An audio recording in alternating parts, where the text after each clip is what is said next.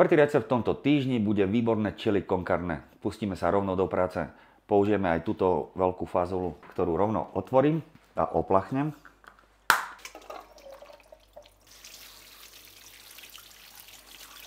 Fazulu nechám odkvapkať.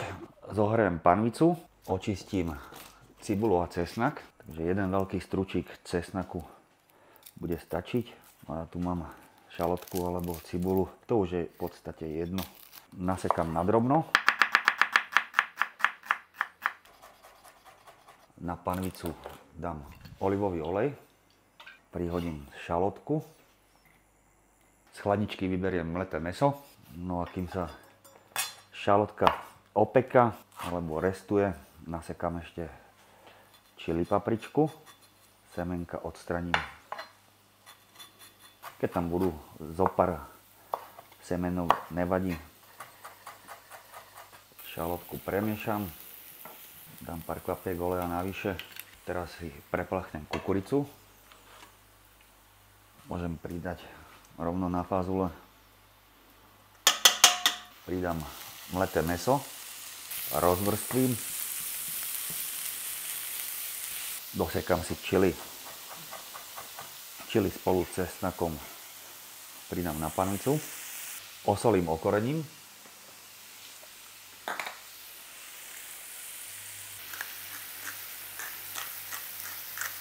A opekám. Pridám zvyšok pretlaku. Je to asi 2-3 lyžičky. Poriadne to vyškrabeme. Preto orestujem spolu s mäsom. Dám zohriať druhú panvicu, na ktorej opečiem bagetku. Pretlak sa orestoval, zalejem to paradajkami z konzervy. Premiešam a zmierním teplotu. Vyhodím kukuricu spolu s fazulou. Ak je treba, tak podlejem ešte horúcou vodou. Radšej si ju dám rýchlo prevariť. Mám tu takúto bagetku, ktorú nakrájam na kúsky. Tie hrubšie plátky. Na panvicu dám olivový olej. A ako náhle je horúci, tak položím krajce bagetky opekať. Chili con carne nariedím vriacou vodou. Premiešam a začínam ochutnávať. Takže pridám tam ešte sušené čili. To čerstvé je menej pikantné, než som čakal. A soľ. Aj trochu korenia. A už to bude chutiť lepšie. A opäť raz to ochutnám. Ako hovorím, každá štipka soli a koreňa je rozhodujúca.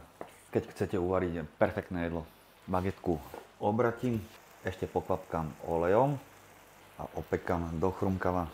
Chili con carne vyzerá perfektne. Bagetu stiahnem. Mňačku nasekám nadrobno a prihodím do panvice a ideme servírovať. Prihodím opečenú bagetku a dozdobíme mňačkou.